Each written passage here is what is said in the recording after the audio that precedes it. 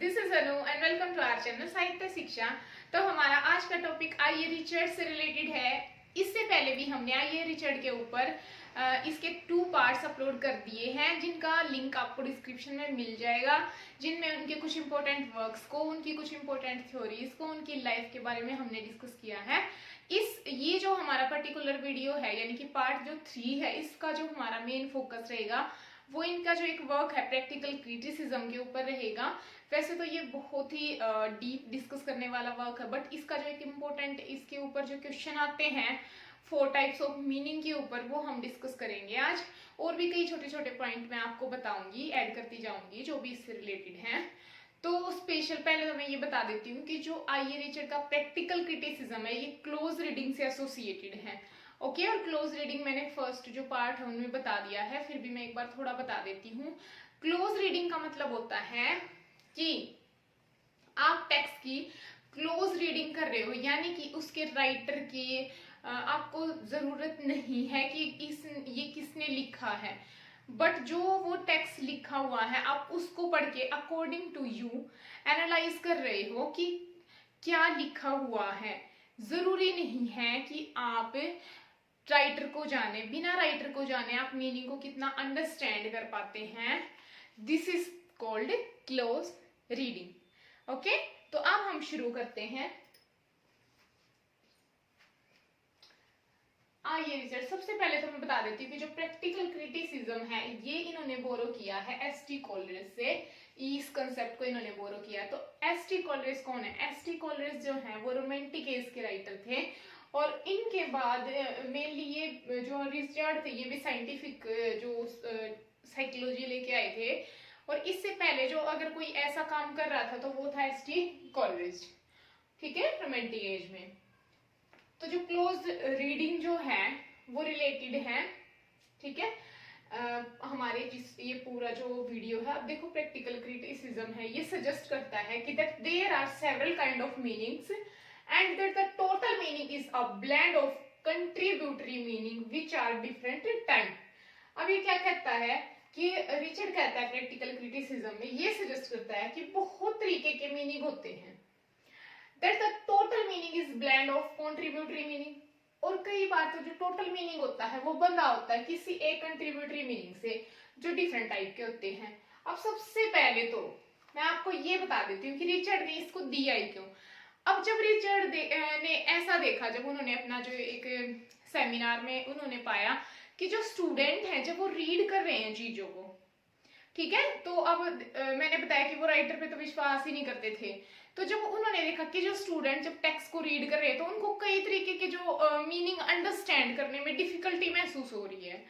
कई जो स्टूडेंट है या जो रीडर है जब वो रीड करते हैं टेक्स्ट को तो उनको कुछ डिफिकल्टी महसूस होती है उस टेक्स्ट से रिलेटेड, या उन मीनिंग का वो उतने अच्छे से एनालाइज नहीं कर पा रहे।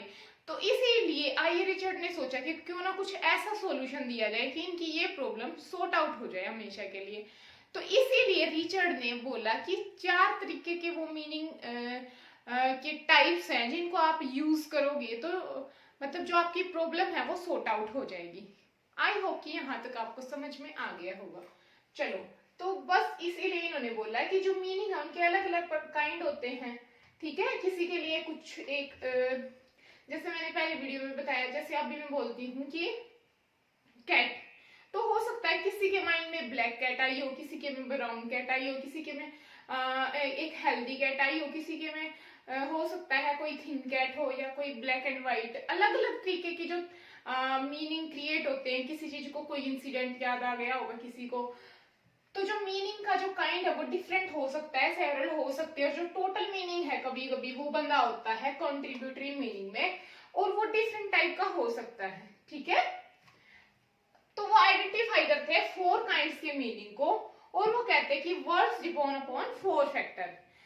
वो अब रिचर्ड क्या कहते हैं कि जो 4 तरीके के अगर आप मीनिंग को समझ सकते हो, 4 प्रकार के मीनिंगों को अगर आप जान जाओगे तो ऑलमोस्ट सारे के सारे जो वर्ड हैं वो डिपेंड करते हैं उन 4 फैक्टर पे। अब वो 4 फैक्टर कौन से थे, चलो देख लेते हैं। उनमें जो फर्स्ट था वो था सेंस।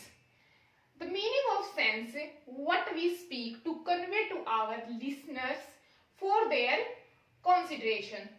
अब इसका मतलब हुआ कि जो मीनिंग है सेंस का वो क्या है कि जो भी हम बोलते हैं या हम कन्वे करना चाहते हैं, अगर आज मैं ये लेक्चर आपको डिलीवर कर रही हूँ तो मैं आपको कोई मीनिंग कन्वे करना चाह रही हूँ, कुछ समझाना चाह रही हूँ, ओके।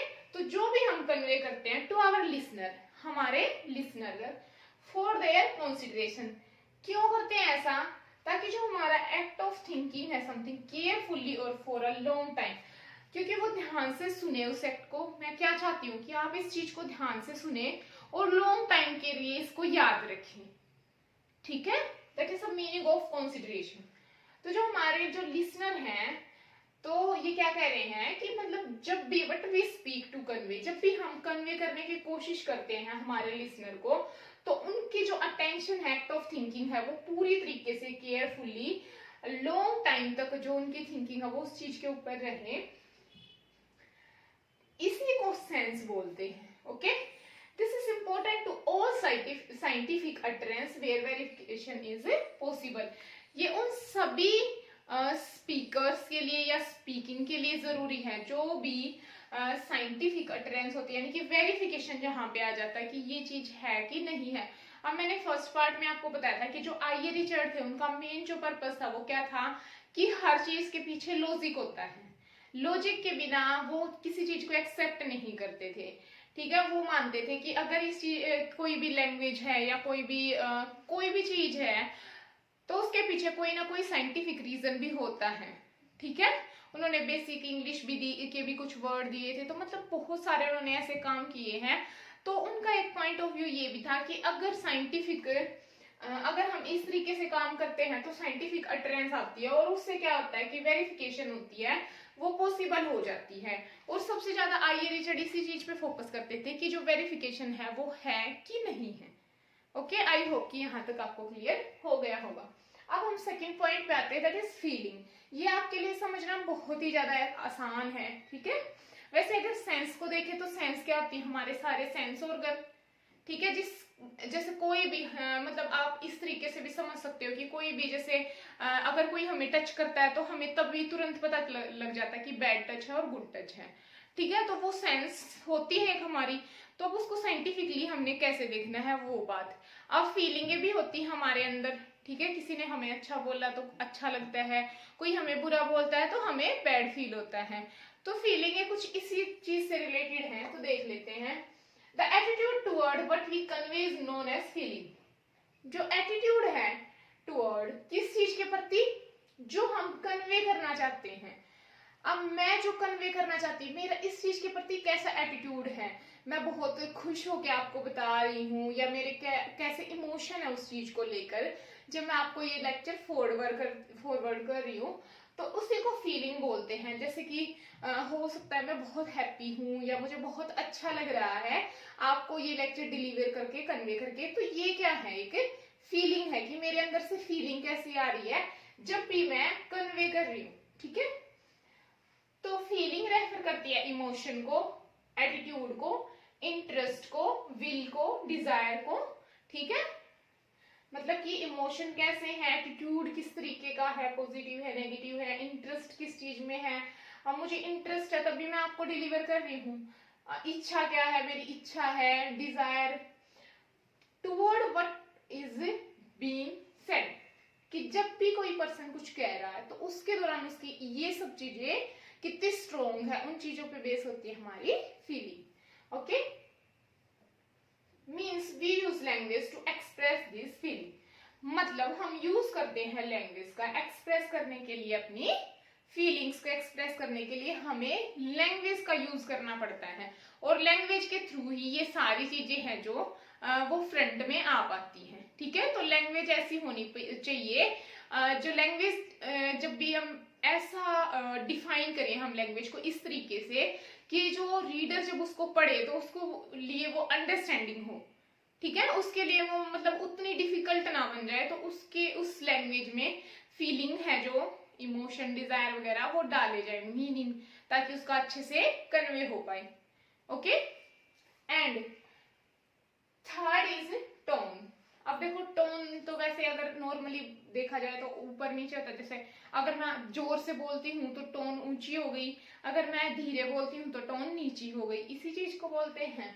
तो इसमें देख लेते, the speaker has an attitude to his listener.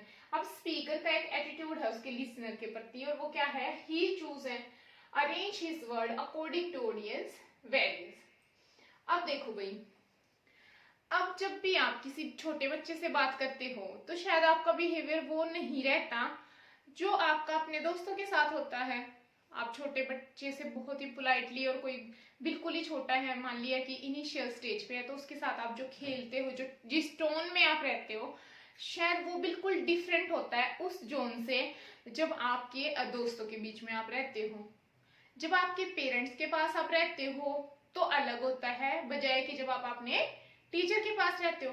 तो सबका जो ऑडियंस होते हैं और जिससे आप जिस तरीके से बात कर रहे होते हैं, तो वो डिपेंड करता है किसके ऊपर, उस ऑडियंस के ऊपर, कि जो भी आपके सामने है। अगर आपके दोस्त है तो आप अलग तरीके से बिहेव करोगे, अलग तरीके से आपकी टोन होगी।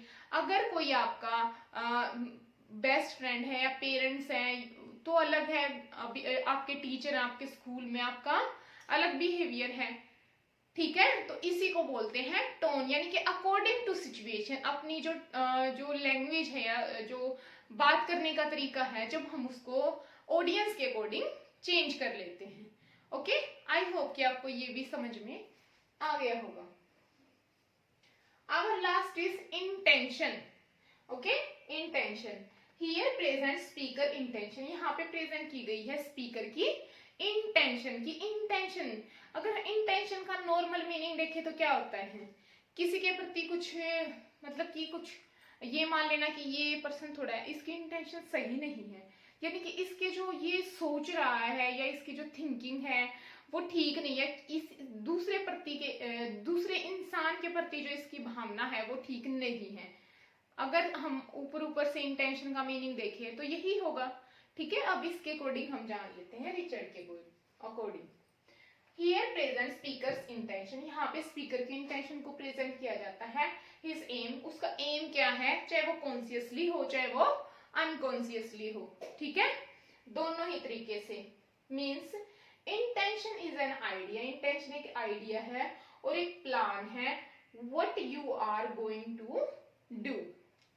इंटेंशन क्या है, इंटेंशन है या तो कोई प्लान है या क्या है, कोई आइडिया है, व्हाट गोइंग टू डू। अभी अभी मैंने क्या बताया था आपको, इंटेंशन हो सकती किसी के प्रति भावना।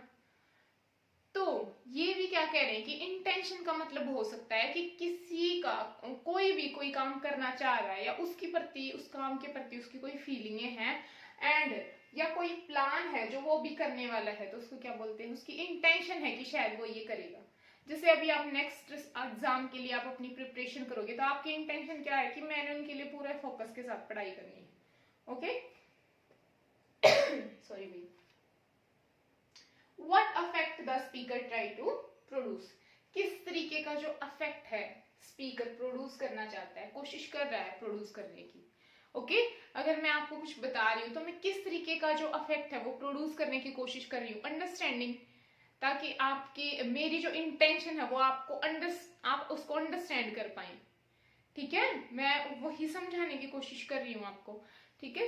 तो ये थे आइए रिचर्ड के प्रैक्टिकल क्रिटिसिज्म के अंदर जो उन्होंने 4 तरीके के जो मीनिंग दिए हैं, और ये किस लिए दिए हैं, ताकि जब भी रीडर और जो उन्होंने देखा था कि जो स्टूडेंट्स हैं उनको टेक्स्ट को रीड करते टाइम मीनिंग को अंडरस्टैंड करने में कोई ना कोई प्रॉब्लम आ रही है, तो उन चीजों के सॉल्यूशन के लिए इनको दिया गया था।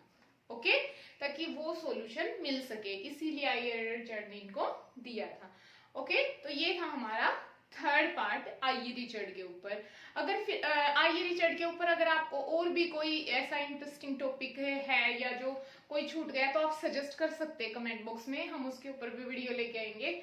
और अगर कुछ रह गया तो मैं एक बार और रिसर्च करके आइए रिचर्ड के ऊपर एक नेक्स्ट पार्ट भी लेके आऊंगी। बट आइए रिचर्ड को हमने बिल्कुल नहीं छोड़ना है, क्योंकि अगर आप DSSB में देखोगे तो भी इनके क्वेश्चन मिलते हैं PGT में लेवल पे, और नेट में तो ऑब्वियसली है ही, बाकी भी जो एग्जाम होते हैं उनके लिए भी ये बहुत ज्यादा इंपॉर्टेंट है, तो हम इसको बिल्कुल भी स्किप नहीं कर सकते इसके कोई भी पॉइंट को। हालांकि जो इंपॉर्टेंट पॉइंट है उनको तो आप ये वीडियो देखने से पहले मेरे पार्ट 1 और पार्ट 2 जरूर देखें, ठीक है। तो आज के लिए इतना ही friends, okay bye, next video में मिलते हैं, तब तक के लिए हंसते रहें, मुस्कुराते रहें, खुश रहें, थैंक यू।